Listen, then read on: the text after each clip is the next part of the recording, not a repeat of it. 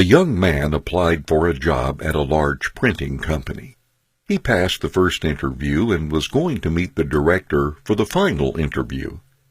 The director saw his resume, and it was excellent. At the interview, the director asked, "Have you received a scholarship for school?"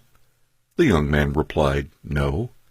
"Was it your father who paid for your studies?" asked the director. "Yes," replied the young man. "Where does your father work?" asked the director. "My father is a blacksmith," replied the young man. The director asked the young man to show him his hands. He showed a pair of soft and perfect hands. "Have you ever helped your parents at their job?" asked the director. The young man said, "Never. My parents always wanted me to study and read more books. Besides, he can do the job better than me." The director responded, "I have a request. When you go home today, go and wash your father's hands, and then come to see me tomorrow morning." As the young man felt his chances of getting the job were high, he decided to agree with him. When he returned to his house, he asked his father if he would allow him to wash his hands. His father felt strange, yet happy, and showed his hands to his son. His son washed his hands slowly. It was the first time that he noticed that his father's hands were wrinkled and had many scars. Some bruises were so painful that his skin shuddered when he touched them. This was the first time that his son recognized what it meant for this pair of hands to work every day to be able to pay for his studies.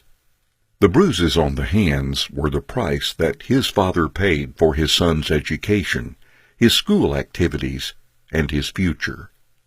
After cleaning his father's hands, the young man stood in silence and began to tidy and clean up the workshop.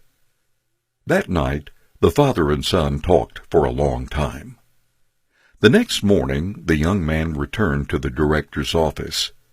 The director noticed the tears in the eyes of the young man as he asked, "Can you tell me what you did and what you learned yesterday at your house?"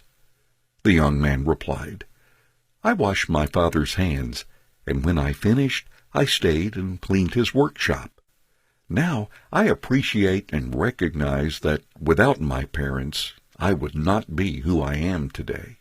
By helping my father, I now realize how difficult and hard it is to do something on my own. I have come to appreciate the importance and the value in helping the family." The director said, "This is what I look for in my people. I want to hire someone who can appreciate the help of others, a person who knows the hardship of others to do things, and a person who does not put money as their only goal in life. You are hired." Children who always get what they want develop "I have the right" mentality and always put themselves first, ignoring the efforts of their parents. If we are this type of protective parent, are we really showing love, or are we destroying our children? These type of parents may feel that they're showing love to their children, but they are actually destroying them. It's great to give your children a great life, but when you're washing the floor or painting the wall, please let them experience that too. After eating, have them wash the dishes with their brothers and sisters. The most important thing is that your children learn to appreciate your efforts, to experience the difficulties, and to learn the ability to work with others to get things done.